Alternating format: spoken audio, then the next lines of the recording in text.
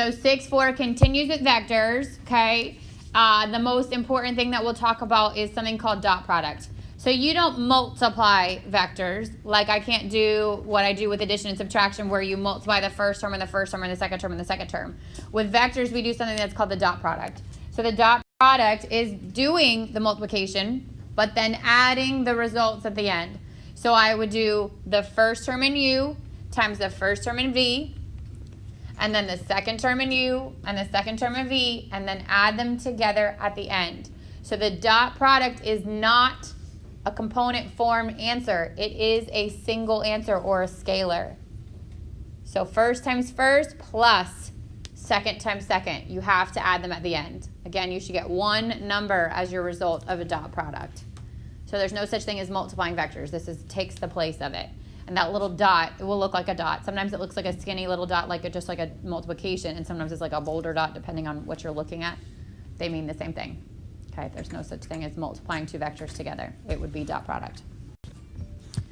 So this just says find the dot product of U and V.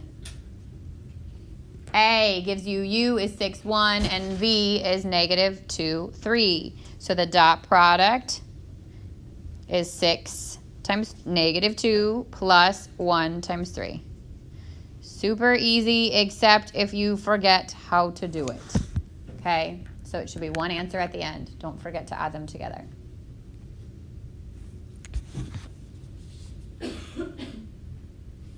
What would you need to do with B first?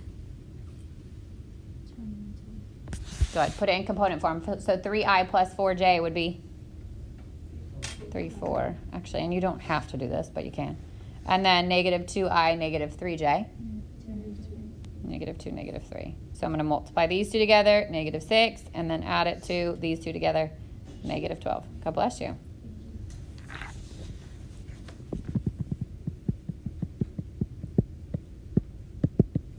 Questions so far? So we use the dot product in a lot of different ways. It's really important to understand it.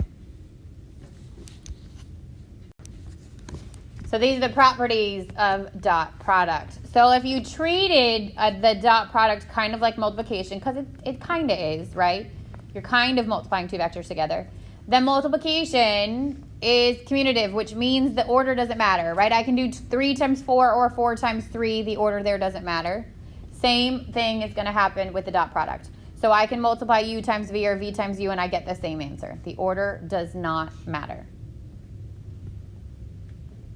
The second one that's there is like your distributive property. So if I have an actual vector on the outside and I'm adding two vectors, I could add them first and then take that result and do the dot product with what's on the outside. Or you can distribute that first vector into either of the other two and then add your result. So the distributive property works. The third thing on the list is another way to find, so the dot product of any vector n itself is the same thing as squaring its magnitude. So it's just another way to find it. You can either do the dot product of each, or you can find the magnitude of it and then square it. So you're basically getting rid of the square root if there's one. And then the last one, What does scalar mean again? Scalar is a number. So the last one is a number. So if this said something like 2u dot v, that means I can take the u and multiply it times 2 first, and then take what I get from that and do the dot product with v. Or I could do 2 and multiply it times v first, and then take the result of that and multiply it times u. What you can't do is 2u times 2v, right? That's not distributive. So if I had 2 times x times y, my answer is what? 2xy. No, there's no addition there. Let's say that's multiplication. It's just 2xy. It's not 2x times 2y, right? Does that make sense? You don't get 2 2's there. Same goes for multiplication with scalars.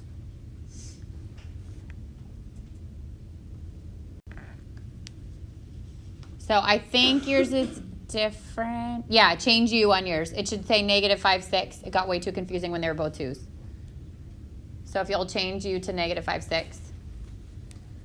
It says find the indicated quantity and then state whether the result is a vector or a scalar. So the question is, does my answer look like it's in component form, or is it a single number? And that's how you'll know the difference between those two.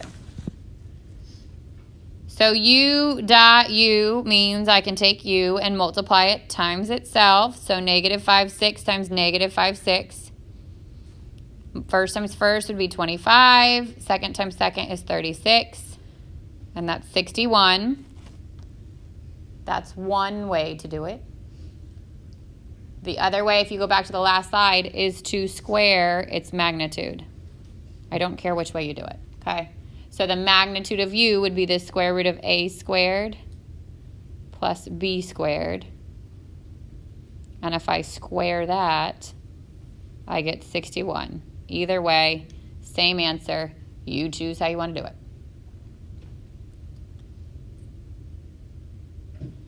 Now, the second part of this question is state whether the result's a vector or scalar. So is 61 something that's in vector form or scalar? Scalar. It's a single number, right? If it was a vector form, it would be in those little brackets. So this is a scalar.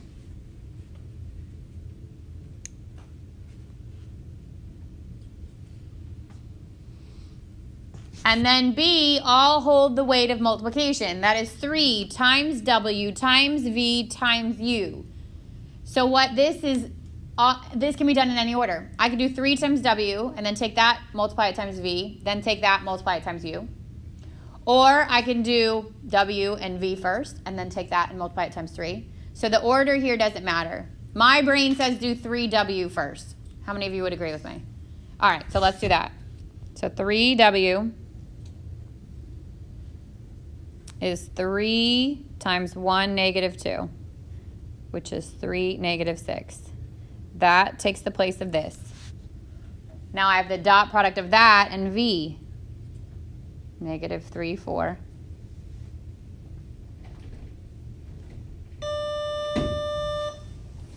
And then, so that 33 is what happens when we took the 3W and multiplied it times the V, which means the last thing I have to do is negative 33U.